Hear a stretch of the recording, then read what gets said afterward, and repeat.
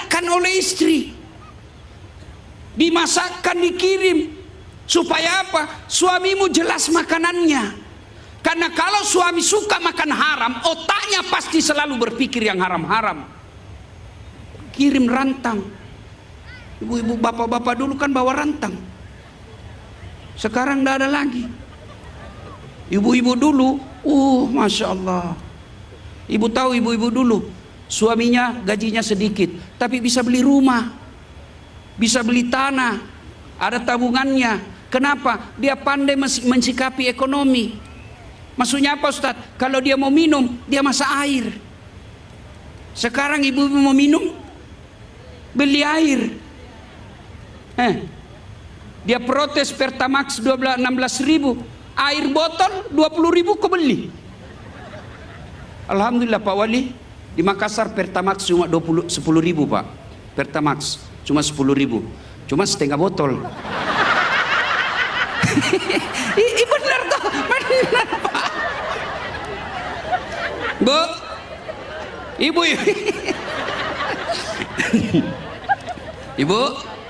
ibu-ibu dulu 3 aja dapur, 3 aja itu anunya Bu. Mama saya lihat 3 saja pancinya, dipakai masak air, dipakai menggoreng, 3 aja. Sekarang ibu-ibu lain yang anti lengket, lain yang anti gores.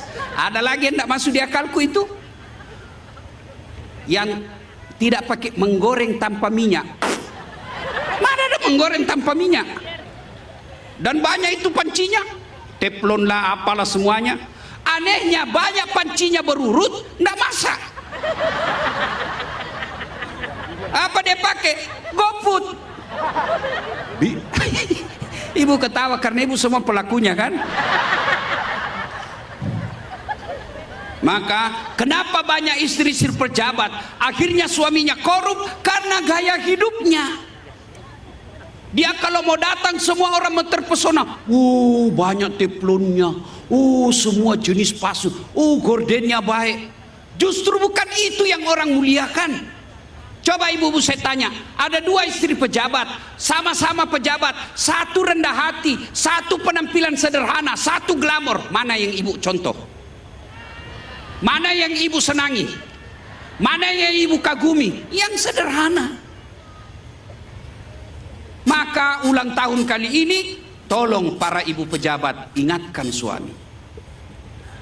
Ingatkan suami, selalu nasihat menasihati. Mau pergi suamimu, doakan dia. Bang, jangan lupa baca doa. Apa doanya?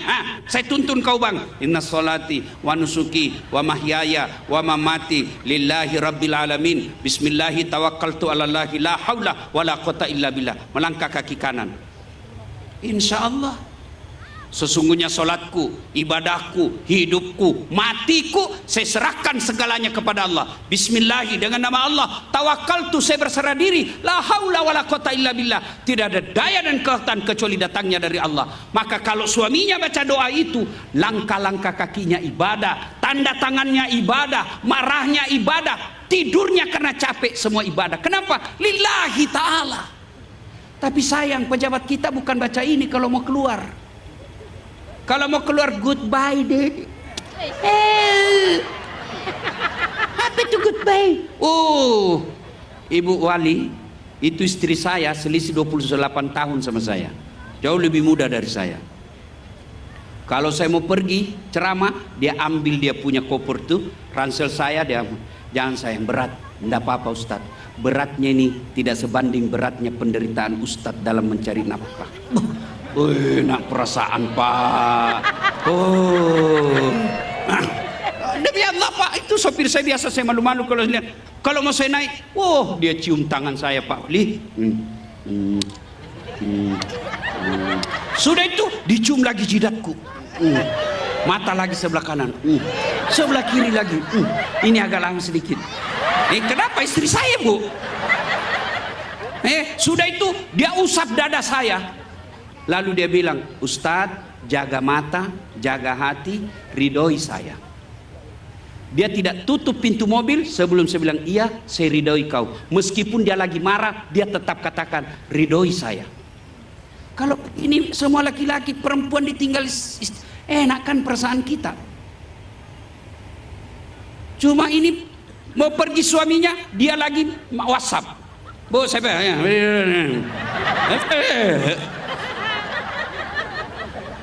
Oh, Masya Allah. Makanya Pak Wali, kalau ada orang kawin lagi, bisa jadi servis istri tidak bagus. Bagaimana? Banyak pejabat yang nikah lagi. Kenapa? Naik pesawat bisnis kelas pelayanannya, Pak. Mau minum, Pak, teh atau kopi? Teh. Pakai gula atau tidak? Gula. Rendah kalori. Oh, bagus sekali itu pelayanannya, Pak. Itu telinganya, telinga gelas, itu disesuaikan tangan kanan. Lalu dia duduk. Weh, pelayanan, Pak. Bisnis kelas. Sampai di rumah, pelayanan kelas ekonomi. Mau minum sendiri. Waduh, belum lagi kita pulang, daster tinggi sebelah, kelihatan tali BH, ndak sikat gigi, nonton makan kacang angkat kaki, ya tuh Ibu. Maka suami, tolong ibu-ibu urus suamimu supaya dia tidak macam-macam di luar. Berikan dia pelayanan yang baik. Ya Ibu, Bu. Kalau ibu suami dapat jabatan, orang pertama nikmati istri. Coba lihat ini di atas. Suaminya wali kota, istrinya juga disebut ibu wali kota. Suami jadi wakil wali kota, istri disebut ibu wakil wali kota. Iya toh? Suami jadi pejabat, istri ikut mengatur itu di kantor. Nah, saya tidak mau lihat itu, jangan. Maka sebagai rasa syukur, bimbing, awasi, jaga, doakan suami. Tuh ya, pesan ketiga. Bapak Ibu percayalah, tidak ada satu kabupaten pun tidak ada masalahnya. Tidak ada. Semua punya masalah. Ada kabupaten sulit air. Iya toh? Di Sumatera Barat. Ada kabupaten suka miskin. Padahal semua orang suka kaya di situ. Semua punya masalah. Ada yang susah air, ada yang susah tanahnya gersang. Semua punya masalah. Jangankan satu kabupaten, dalam rumah tangga saja banyak masalah. Coba lihat kita kerja. Setelah jadi sarjana, apa masalah kita? Mau kerja. Sudah jadi pegawai negeri, selesai masalahnya? Tidak, mau jadi kepala bagian. Sudah kepala bagian, selesai masalahnya? Belum, muncul masalah baru, mau jadi kepala dinas. Sudah kepala dinas, selesai masalahnya? Belum, mau jadi sekda. Sudah jadi sekda, mau jadi wali kota. Sudah wali kota, mau 2 periode. Sudah 2 periode, ditangkap KPK. Iya toh? Semua kita punya masalah. Dalam pekerjaan pun ada masalah, Pak. Dalam rumah tangga pun ada masalah. Maka ketika ada masalah, Allah tidak mengatakan, Pak Wali kalau mau jadi wali kota 2 periode, kau doktor dulu. Mau wali kota 2 periode, kau jadi profesor dulu. Mau 2 periode, kau jadi doktor dulu. Tidak, Allah cuma minta 2. Ista'inu bisabri wassalah. Sabar, perbaiki sholatmu. Dalam kehidupan sehari-hari sebagai masyarakat pun kita banyak masalah. Coba lihat dalam rumah tangga kita. Ada yang bilang, Ustadz bahagia betul rumah tangganya. Dari mana kau tahu deh? Itu Ustadz bahagianya Instagramnya. Jangan percaya Instagram, Bu. Dia bilang ini romantis, peluk-peluk. Itu peluk-peluk foto 30 detik. 30 detik share. Kau tidak tahu apa yang terjadi 23 jam. Iya. Romantis betul. Ya pasti kena foto. Tidak mungkin dia lagi bertengkar, dia update status, lalu dia foto atau siaran langsung. Hai guys, saya lagi bertengkar guys. Beleng-beleng itu namanya. Iya toh? Maka semua kita ada masalah. Ketika ada masalah, sabar, sholat. Ibu-ibu, bu, kalau ibu tidak senang sama suami, jangan permalukan di media sosial. Bertengkar update status, tak kusangka kau begitu. Di mana di kau? Apa itu? Kalau tidak senang sama suami, jangan saling mempermalukan. Yang saya heran, bertengkar tiap hari, hamil lagi.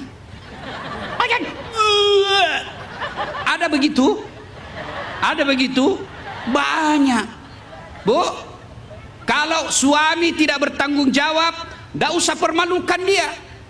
Sindir aja ibu.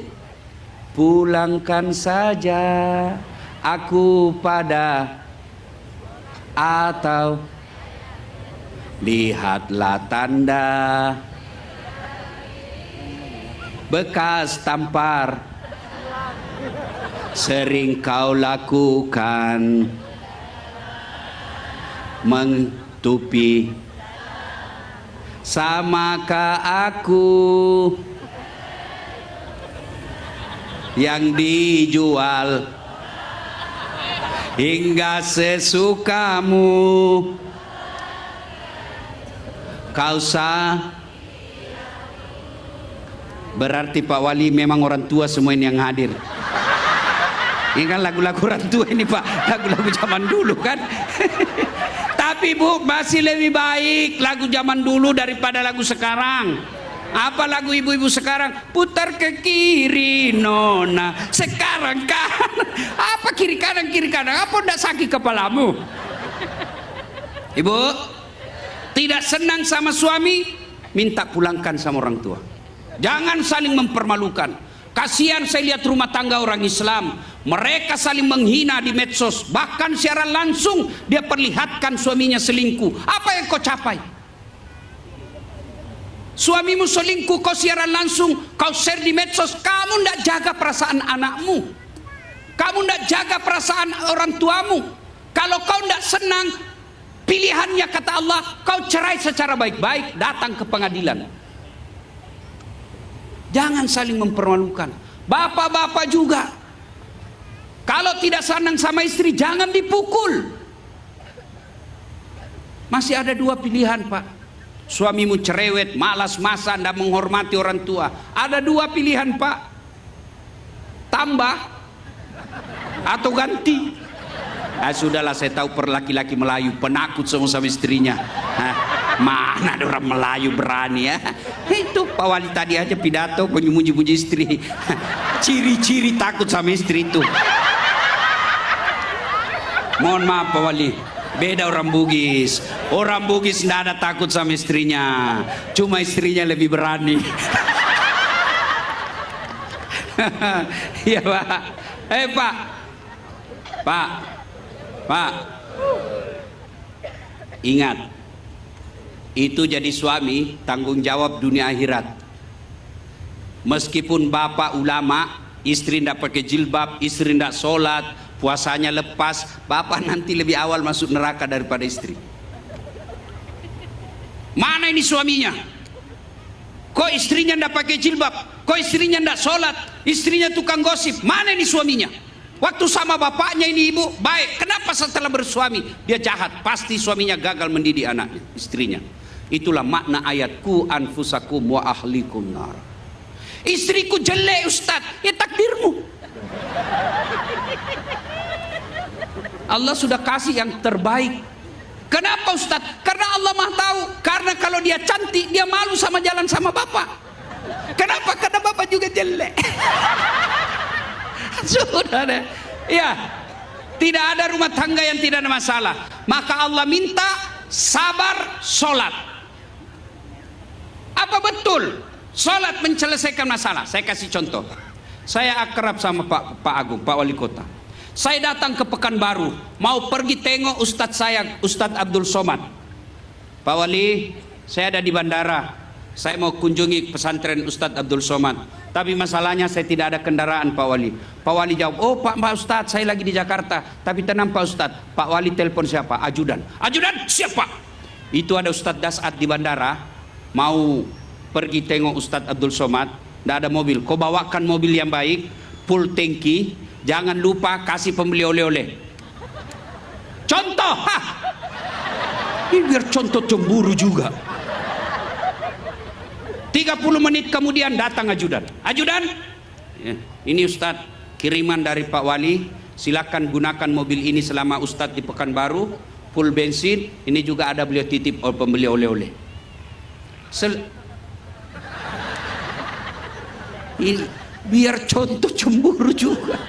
Selesai urusan saya soal saya akrab sama yang punya mobil. Selesai urusan saya yang Pekanbaru. Kenapa? Saya senang, saya akrab sama yang punya Pekanbaru. Sebaliknya, ada dari Sulawesi Selatan, tidak pernah ketemu Pak Wali, tidak pernah didengar namanya, tidak pernah tengok. Datang ke Pekanbaru, Pak Wali, pinjam tolong mobilnya Pak Wali. Siapa ditelepon? Pak Wali. Kapolres. Tangkap itu komandan, penipu. Tidak kenal kok tiba-tiba pinjam mobil, pasti itu kan tipu. Begitu juga Bapak Ibu saudara-saudara sekalian. Tidak pernah sholat, sholatnya cuma hari Jumat, paling terlambat datang, paling cepat pulang. Orang khotbah dia tidur, tiba-tiba ada masalahnya di kantor. Ya Allah capek sudah saya hadapi hidup saya ini ya Allah. Rumah tangga juga berantakan, ya Allah capek saya hadapi hidupku. Allah berfirman, malaikat karena sudah capek hidup cabut nyawanya. Iya toh? Bu, demi Allah, ada orang yang datang merantau ke Riau ini, yang dari Sumatera Utara, Sumatera Barat, Sumatera Selatan, bahkan dari Jawa, bahkan dari Sulawesi, Papua, dari Maluku, datang kerja di sini cari nafkah. Untuk apa? Dunia. Tidak mungkin dunia dalam genggaman kalau yang punya dunia kau tinggalkan. Kalau dunia kau kejar datang ke sini, kau rela tinggalkan sanak keluargamu, kau tinggalkan kampung halamanmu untuk dunia yang hanya sekejap ini, lalu kenapa kau berani tinggalkan sholat untuk kehidupanmu yang lebih panjang di akhirat? Ustadz, kenapa hidupku bermasalah? Karena kau tidak sholat. Kenapa rumah tanggaku bertengkar? Tidak sholat. Kalau tidak sholat jangan harap Pak. Apa susahnya sholat? Anda mau haji, tidak ada duit, boleh, Allah kasih maklum, dimaklumi, ditoleran. Saya mau puasa tapi sakit, boleh tidak puasa karena lagi dalam keadaan sakit. Apalagi sakit berkepanjangan, tinggal bayar fidyah. Saya mau bayar zakat, tidak ada duit, tidak wajib. Tapi sholat, apa alasanmu tidak mau sholat? Kemarin ada yang tanya, Ustadz, saya baru saudara, saya baru taubat, tapi tidak ada bacaan sholat, saya hafal. Jangan baca, hafal dia. Saya tidak hafal juga Ustadz. Boleh kau ambil buku tuntunan sholat, baca itu sambil sholat. Allahu Akbar. Tapi jangan begitu terus. Dia tengok kau cucumu, wih kasihan betul kakek saya. Apa lagi? Apa? Ustadz, saya sariawan. Kau sembahyang sariawan lah. Allah tahu kau lagi sakit. Allahu Akbar.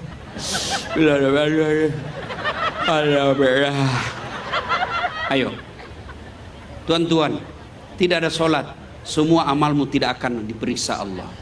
Maka balik dari sini, kalau kita semua ASN rajin sholat, kecil bagi Allah kasih apa yang kamu mau. Pesan keempat, jaga akhlak. Jaga akhlak, terutama para pejabat. Jangan musuhan dengan wakil dan wali kotanya. Kalau wali kota dengan wakil wali kota tidak cocok, bingung pegawai Pak. Kasihan ASN, dia mau loyal sama siapa? Datang ke wali kota, wakil wali kota ngambek. Datang ke wakil wali kotanya ngambek. Maka jangan sampai bermusuhan Pak. Biasanya penyebab bermusuhan itu Pak tukang bisi, tim sukses. Jangan terlalu dengar tim sukses sekarang Pak, Bapak sudah sukses. Ini biasanya tim sukses yang kompor-kompori wali kota dan wakil. Pak, masa situ semua tim suksesnya wali kota sudah dapat penunjukan langsung proyeknya, masa kami belum dapat, Pak? Tukang hasut. Jangan, Pak. Termasuk bisa Bapak rusak penjilat, Pak. Penjilat ini paling berbahaya. Dari waktu Nabi Isra Mi'raj ada banyak sifat-sifat tercela di dunia, tapi kenapa Allah nampakkan satu di antara banyak itu? Karena yang sedikit ditampakkan itulah yang paling merusak. Satu di antara yang merusak itu yang ditampakkan ketika Nabi Isra Mi'raj. Ada orang mukanya, tangannya tangan manusia, badannya badan manusia, mukanya ular. Nabi bertanya, Jibril, siapa itu? Jibril menjawab, itulah umatmu penjilat. Birokrasi bisa rusak kalau penjilat, Pak. Dia tidak tahu, tidak bisa bekerja, dia datang menjilat. Gagal di suaminya, datang ke istrinya. Apakah ibu minta maaf lah ini, Bu, kasihan saya ini, Bu, kasih. Hati-hati penjilat. Bapak mau tahu ciri-ciri penjilat? Gampang. Kalau Bapak pidato, biar tidak lucu tepuk tangan juga, itu konkret penjilat itu, Pak. Hati-hati, Pak. Apalagi, Pak, hati-hati. Akhlak. Kasihan kita di Riau, Pak. Pengadilan menunjukkan betapa runtuhnya akhlak. Pejabatan ini paling lama 5 tahun, 10 tahun paling lama, Pak. 3 periode tidak mungkin. Tapi mempertontonkan akhlak tidak terpuji, itu yang tidak layak di bumi lancang kuning ini. Mari tunjukkan akhlak. Akhlak yang baik.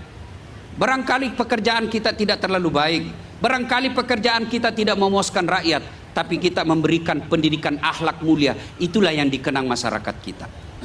Jadi wali kota yang dikenang orang bukan 2 periode. Jadi wali kota bukan yang dikenang 10 periode, 100 periode, tapi apa yang dikenang adalah kemanfaatan dan akhlak mulia. Maka dalam tahun 242 ini, Pak Wali Kota dan para pejabat, ayo kembali, galakkan kembali mulia akhlak. Nabi pernah ditanya, ya Rasulullah, untuk apa kau diutus ke muka bumi ini? Liutammimal makarimal akhlak, memperbaiki akhlak manusia. Bapak ibu saudara-saudara sekalian, banyak yang ingin kita sampaikan, tapi waktu yang terbatas. Kalau boleh berpesan khusus lagi, mari galakkan, tumbuhkan akhlak itu melalui sholat berjamaah. Sholat berjamaah itu, sholat berjamaah sudah pendidikan bersosial masyarakat. Jadi imam tidak boleh sembarang. Kalau jadi makmum, siapapun bisa jadi makmum. Mulai orang paling cerdas sampai orang paling tidak ada pengetahuan boleh jadi makmum. Mulai orang sadar sampai orang gila boleh jadi makmum. Tapi jadi imam tidak boleh. Tidak boleh sembarang. Ada kriterianya. Satu diantaranya cerdas. Alhamdulillah, wali kota dan wakil wali kota kita cerdas. Tapi cerdas tidak cukup, juga harus punya kemuliaan akhlak. Sebagai rakyat, boleh kita tegur pemerintah? Boleh. Boleh kita ingatkan pemerintah? Boleh. Dalam sholat berjamaah, ketika imam salah, boleh kita luruskan. Coba, kalau imam mestinya ruku dia sujud, boleh ditegur? Boleh, Pak. Cara tegurnya bukan kau tendang pantatnya, hei salah ini. Tidak bisa. Apa caranya? Kita puji Allah, subhanallah, maha suci Allah. Adik-adik mahasiswa, kau mau kritik pemerintah boleh, tapi utamakan mengedepankan tutur kata yang tetap sopan santun. Kalaupun mengkritik pemerintah harus konstruktif. Apa artinya? Memberikan solusi. Contoh dalam sholat jamaah, ketika imam salah boleh kita tegur, tapi bukan cuma ditegur, tapi diberikan jalan keluar. Contoh, imam jadi imam, dia baca Al-Kafirun, wala antum abiduna ma abud wala ana abidum ma abadtum wala antum abiduna ma wala ana abidu wala ana abidu.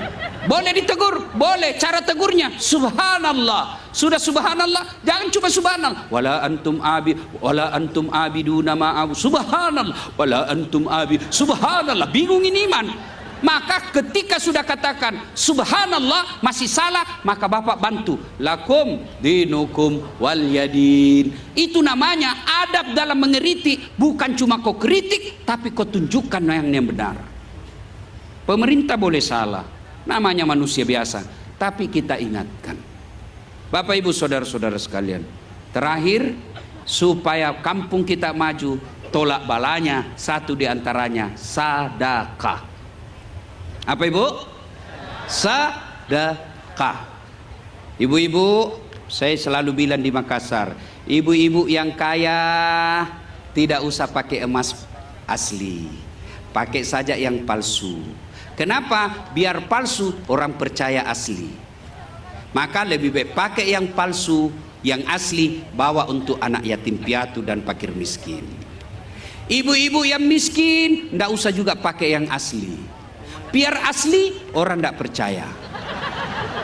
Maka lebih baik pakai yang palsu. Asli tabung untuk masa depan anak-anak kita yang sekolah. Kalau ini kita lakukan, bersedekah, orang kaya memberikan bantuan orang miskin kemudian mendoakan orang kaya, maka janji Allah, apabila sudah kita amalkan semua ini, maka janji Allah, walau anna ahlal qura amanu wattaqau lapatahna alaihim barakatim minas sama'i wal ard. Allah turunkan keberkahan dari langit dan Allah munculkan keberkahan dari dalam tanah. Demikian, mudah-mudahan ada manfaat. Selamat ulang tahun yang ke-242 Kota Pekanbaru. Mudah-mudahan baldatun thayyibatun wa rabbul ghafur. Terima kasih. Usikum wa nafsi bitaqwallah fastabiqul khairat. Assalamualaikum warahmatullahi wabarakatuh.